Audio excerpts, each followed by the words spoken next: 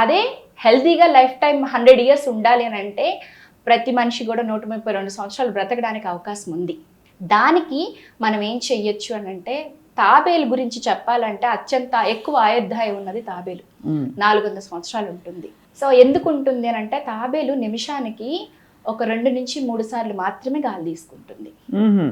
అలా ఎప్పుడైతే మనం ఇప్పుడు 16 నుంచి 20 సార్లు నిమిషానికి గాలి తీసుకుంటూ ఉంటాము, మన శ్వాస రేట్ని, రెస్పిరేటరీ రేట్ని కనుక మనం తగ్గించుకోగలిగితే, అట్లీస్ట్ 8 to 9కి కనుక తెచ్చుకోగలిగితే మన బాడీలో ఆక్సిడేటివ్ స్ట్రెస్ తగ్గుతుంది.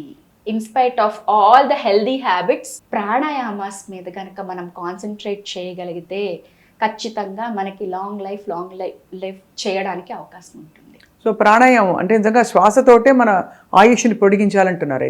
అయితే 132 సంవత్సరాలు బ్రతకడం సాధ్యమా జ్యోత్స్న తేజ గారు? ఖచ్చితంగా సాధ్యమే. బ్రతికిన వాళ్ళు ఉన్నారు, ఇంకా బ్రతుకుతున్న వాళ్ళు ఉన్నారు.